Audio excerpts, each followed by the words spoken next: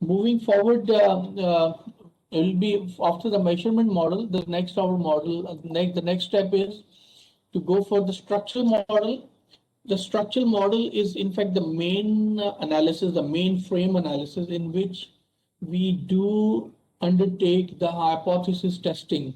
So once we are writing the paper, normally it comes at this part of the results comes at the section 4 of the paper, research paper I'm talking about. Why? Because the section 1 is introduction, section 2 is literature review and hypothesis development and theoretical exposition.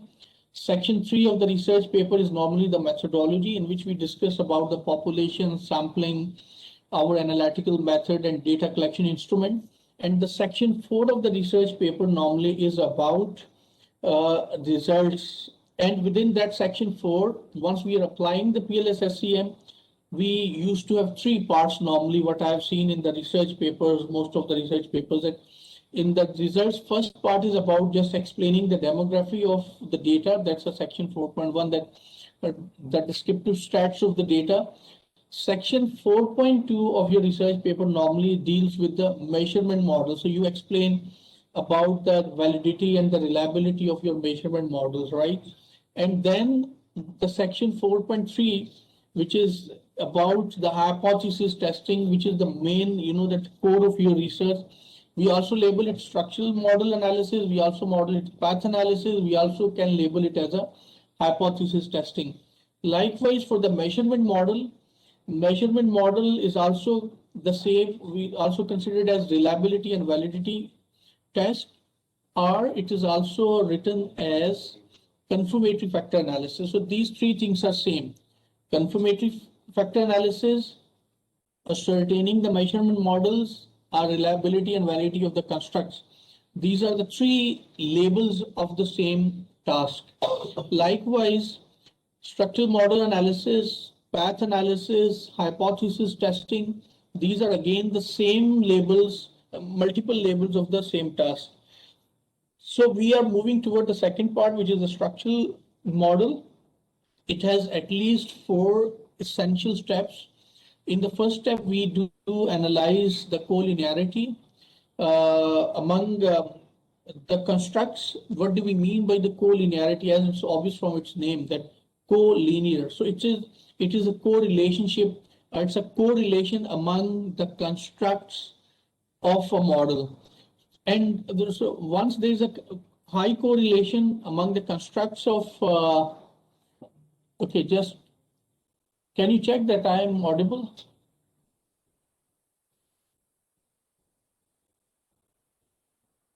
Yeah. So, okay, thank you. So thank you so much. If I'm not audible, please just let me know immediately so I can just recheck. So what I was talking about, that structural model, we analyze the structural model into 4 steps. First is assess the collinearity issues. Collinearity means the correlation among the constructs of a model. For example, if we have 4 constructs in a model, so we have to check that what is their correlation with each other. So why we check the correlation with each other? Because if the 2 variables are highly correlated with each other, their correlation can influence the results. That correlation can, in fact, make a problem in the model. The technical term is called the spurious regression. So it can lead toward the spurious regressions if there is a high correlation among the 2 constructs of a model. So that's why it always remains very important to check the collinearity issues to assure that there is no high correlation among the constructs, because if there is correlation, our results could be misleading, our results could be biased. So that's the number 1 which we do. Once we are okay with the fact that there is no collinearity in the results, then we move toward the step number 2. In that step, we in fact undertake the hypothesis testing.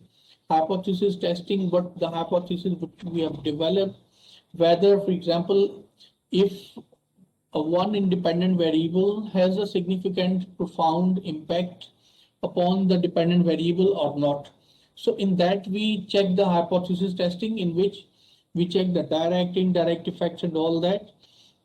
Once hypothesis testing is done, at the step number 3, we see that what is the overall strength of the model. Overall strength means that is the R square of the model. So the explanatory power of the model, that how powerful our model is in order to explain the behavior of the dependent variable. So that is checked in the step number 3. And the step number 4, last but not obviously the least, it is the predictive relevance of the model. That, for example, we have developed a model, we have come up with the results. To what extent we can rely upon those results once we are predicting the same situation in a, or once we are forecasting using the same model. So that is the predictive relevance. So we have to have a 4 steps for assessing the structural model or for the path analysis. So starting from the first, which is to assess the collinearity issues, which one, as to how we do it, there's a value, or there's a statistical test which is called the VIF. So if the variance inflated factor or variance inflation factor, which this shows the correlation among the constructs. If the VIF value is greater than 5, so there's a problem, but it is acceptable till 10. But let me tell you very frankly that if we are submitting a paper in a good journal, if your VIF value is greater than 5, there are the lesser chances of acceptance. Why? Because most of the researchers and most of the reviewers, they tend to believe that the VIF value greater than 5 can affect the results robustness, can affect the results reliability. So that's why we should keep the VIF value 5 as the standard model. So what we have to see, that in order to rule out any existence of the multicollinearity, that the values of VIF should be equal to or less than 5. Even if it's equal to is fine. So it's equal to or less than 5. So we say that our for the each construct, this value is for the each construct, that our constructs are free from the collinearity. Okay. Then once we are done with the collinearity issue, that okay, we are sure that there is no collinearity, every VIF value is less than 5. Then number 2 is the model significance or hypothesis testing. In PLS SCM gives us the 3 kinds of results. The one is direct effect, other is indirect effect, and then there is a total effect. Direct effect is that, for example, if A is affecting B, so this is a direct effect of A over B. Indirect effect is, that's a mediating effect, that A is affecting B and B is affecting C. So the total effect of A on C through B is called indirect effect.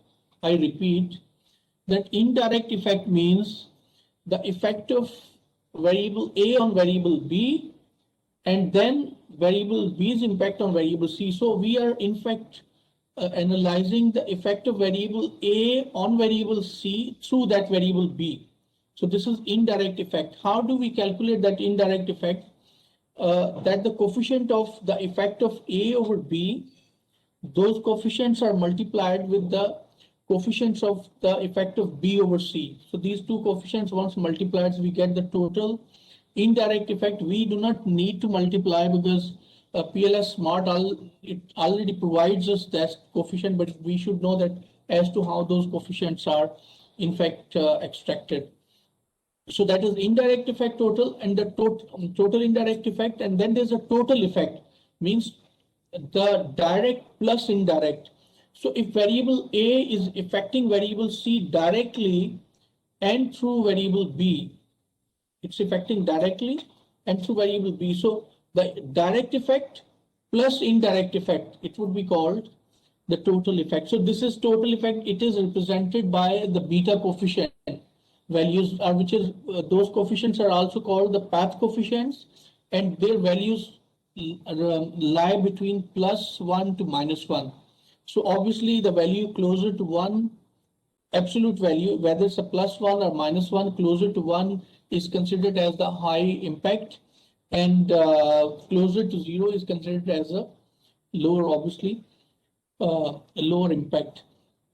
Okay, that is the magnitude. Now, whether it is significant or not, for that, obviously, we have a run-of-the-mill approach, which is a p-value. That p-value should be, it should be equal to or less than 0.05. So we reject the null hypothesis. It means that we can find the support for our main hypothesis. So three things we have to see, that whether it's a direct effect, indirect, and total effect. Then we have to see the beta coefficient magnitudes, and then we have to see the p values in order to determine the path analysis. We'll be doing that in here. Okay, then once we have done with this, okay, first in the structure model analysis, first we did the collinearity, we checked the VIF value, and we got to know that data is free from, our model does not have any kind of the collinearity issue. There is no high correlation among the constructs. One, it is done. Then we are moving toward step number 2, that is assessing the path model. First of all, we are seeing the beta coefficient, the value of which usually lies between +1 and -1. And the closer to 1 is better. And then we have to check the p-values, which should be equal to or less than 0.05 to reject the null hypothesis. And we have to see the types of relationship, direct, indirect, and total. So after doing that, then we move toward the third thing in our structural model analysis, that is the explanatory power of the model. We have to see that we ascertain through the R-square values. So R-square, for example, R-square value is 0.25. So it is showing that 25% variance in the dependent variable is being explained by all of the independent variables jointly. So for example, if R-square is 0.75, so it is showing that the 75% change in the dependent variable is due to all of the independent variables. So there are the three criteria for that, if our R-square is between 0.25 to 0.5, it is called usually there are the 2-3, that approaches. Somebody, for example, here say that if the R-square is between 0.25 to 0.5, it's called the small effect, and between 0.5 to 0.75, it is the moderate, and greater than 0.75, it's the large effect.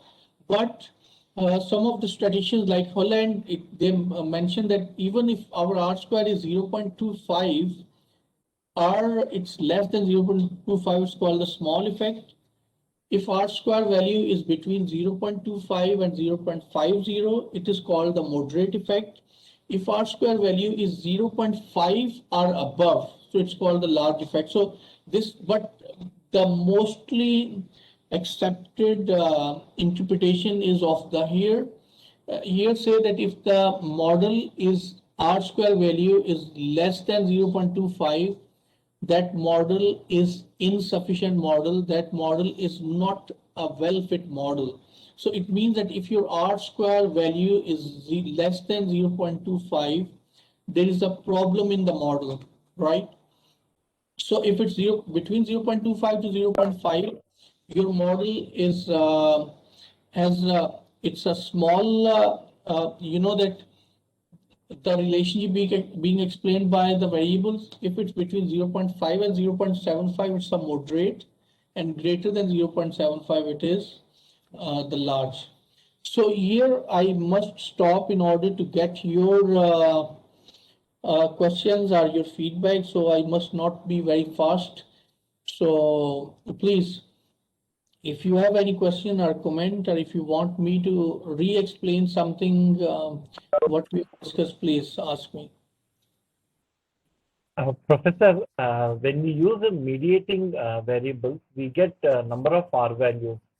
And what should we take in this case? The overall R square should be greater than 0.5, or the output variable or main variable which we are looking at, that should be more than 0.5.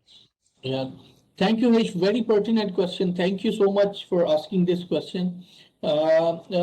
You know that once we estimate the model and we have the R square is computed for every dependent variable which is there in the model. So obviously mediating variable has the dual role. It is dependent and independent. So obviously PLS Smart does calculate or compute the R squares for the mediators and for the end variables.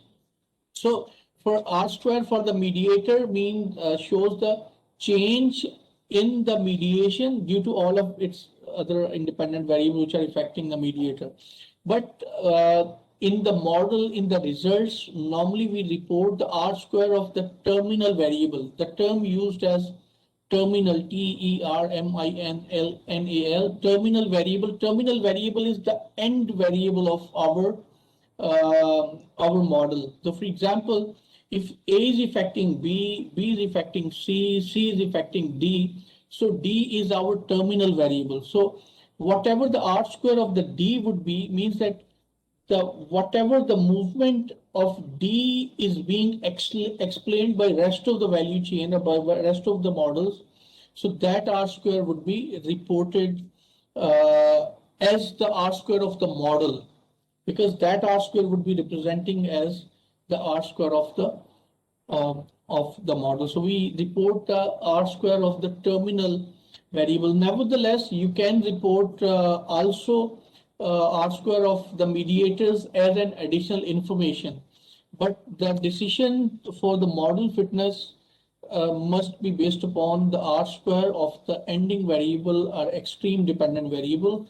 And if we have the two dependent variables, again, we have the two different R squares. So for both of those two terminal variables, like for example, there are the two variables. One is the innovation performance and the other one is exploration, productivity or exploitation performance. So two ending variables. So we have to explain the R square of both of those. So I hope that this addressed your query. Thank you so much. Anything else? If you, yeah. Prof, about the R square, we calculate R square based on all the independent variable towards the dependent variable. But when we report in our thesis, we report based on hypothesis. So when we report based on hypothesis, if that is the model, that means each hypothesis will have a similar R square value, isn't it? Or we have to calculate separate R square value for each hypothesis. No, for the hypothesis, we do not need to have R square. R square is, it's called the goodness of fit test, or it's called the model fitness. In terms of that it is used for the whole model, not for the individual hypothesis. So that's why R square, the reviewers are more interested in, or the reader would be interested in the R square of your model, because this shows that how much variation in your dependent variable has been explained by rest of all of your independent variables. Your all of the story of all independent mediating moderator variables, how much they are explaining your ending variable R square. So that's, so you need not to have for the each individual path analysis, but you have to have for the overall model. Nevertheless, as I mentioned that in your PhD thesis, you can give additional information about the R squares of your mediating variables as well. Thank you, Prof. And one more thing, Prof. Do we need to report R square only, or we should report also adjusted R square value as well?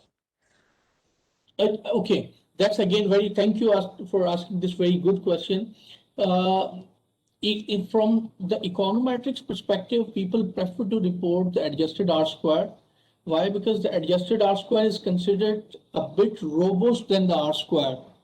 So I would recommend you that you report both R square and adjusted R square. In fact, the difference in the adjusted R square and adjusted R square is that your R square will keep on increasing once you are adding the variables in your model. So the more you're adding, the R square would increase. But in the adjusted R square, after a certain limit, your R square will not increase even you're adding more variables, because so that's why adjusted R square is considered comparatively robust. But even if you report the R square, that's fine. So I will suggest you that you should report both adjusted R square and R square. Thank you, Prof.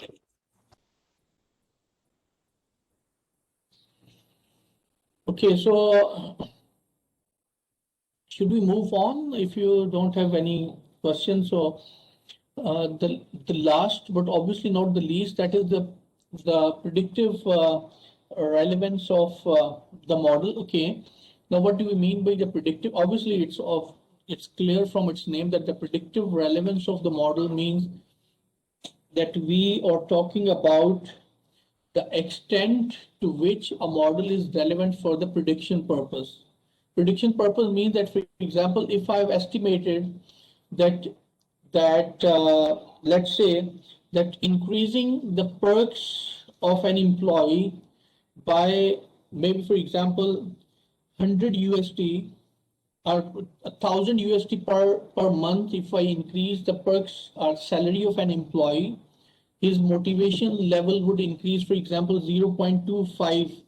My beta coefficient was 0.25. So the interpretation is, for example, that if I increase 1000 USD salary of my employees, the level of motivation would increase by 0.25 level. You know that it does not really happen, that we cannot gauge that 0.25 in real terms, that that motivation is a kind of an abstract thing. So predictive relevance is that it is showing that, okay, to what extent whatever we are saying, it is relevant. That, for example, if I'm saying that it's 0.25 and my predictive relevance is 0.30 or 0.15, so it is showing that, okay, whatever I'm saying, at least if you'll be increasing the salary, there'll be an increase in the level of motivation, but we cannot say exactly that it would be 0.25. There'll be a small increase in your motivation, there'll be a moderate increase, or there'll be a large increase. So we just divide that. So predictive relevance of the model shows the same thing, that to what extent whether the model is relevant to a limited extent, to moderate extent, or to large extent. And the same is for the results. We always, that although we get the quantitative coefficients here, we cannot exactly gauge that a change in one, how it's happening to two, because it's not, we are trying to quantify the abstract things. So once we are quantifying the abstract things, the coefficients can give us a reference point, not true change. So for coming back to the predictive relevance, it is there's a term called the blindfolding. The blindfolding approach in the PLS Smart is basically that in the PLS, it creates a new subsample by eliminating some of the observations from the sample. So then the model which we develop, with the help of that model, the eliminated observations are forecasted. And then once they are forecasted, then their forecasted value compared with the actual value in order to see the difference. So on the basis of that blindfolding, the value of Q square is interpreted, which shows that to what extent the model has a predictive relevance. So if the value is 0.02, it is showing the small predictive relevance. If it's 0.15 or large, it is showing that moderate predictive relevance. If it's 0.35 or greater, shows the large predictive relevance. So you see that even the large predictive relevance is at 0.35. 0.35 means that the 35% of whatever we are saying could be true. So that means that it's a large predictive relevance. why it is that although, 35% is not a big number in that term, that it shows a large predictive relevance. So why it is large, showing large? Because in the behaviors, once we are getting the things into questions, I cannot say that a 1 unit increase in the X thing will increase the exactly that way or exactly in that amount the Y units. For example, there, as I mentioned, that $1,000 increase in the salary may increase 0.25 units in the motivation level. Exactly, we cannot gauge this. We can say that $1,000 increase in the salary would increase the level of motivation by large, by a moderate level, or by a small level. But we cannot say exactly that 0.25. So that's why the predictive relevance, even if it is 0.35, it's okay. Anyway, so once if our model predictive relevance is greater than or equal to 0.02, even it's fine. It has some predictive relevance. So these are the four results: collinearity, our hypothesis testing, model significance, explanatory power, and predictive relevance. So these are the four results which needs to be reported while analyzing the structural model or path analysis. How these are reported? First, I'll be taking your question, but first let me share with you the table how we can report this. You know that the VIF values are simply to be written variable's name and then again the VIF values. Then this is, for example, first hypothesis that maybe like employees' incentives are affecting their motivation. This is their standard beta values. Okay, remember this, that one, if you have the unstandardized beta values, this unstandardized beta value could be greater than 1 because they are the unstandardized. So the standard beta values would also be between -1 and +1. So that's because they are standardized, normalized at 1.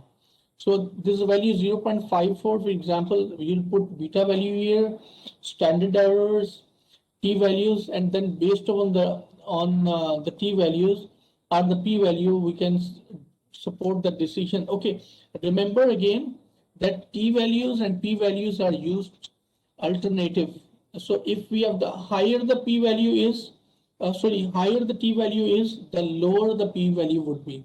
So if our p value is t value is 1.96, if our t value is 1.96, at that level our p value would be exactly equal to 0.05.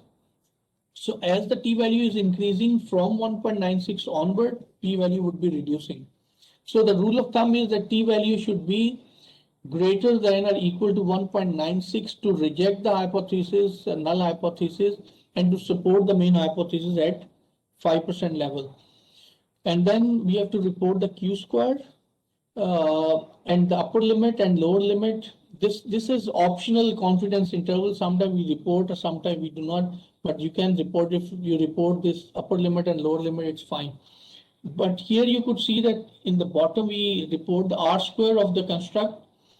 If there are the two variables, two dependent variables for the both, we write R square and we also write Q square for the both variables. So R square and Q square are at the bottom of this pyramid and for this table, and here are the hypothesis testing.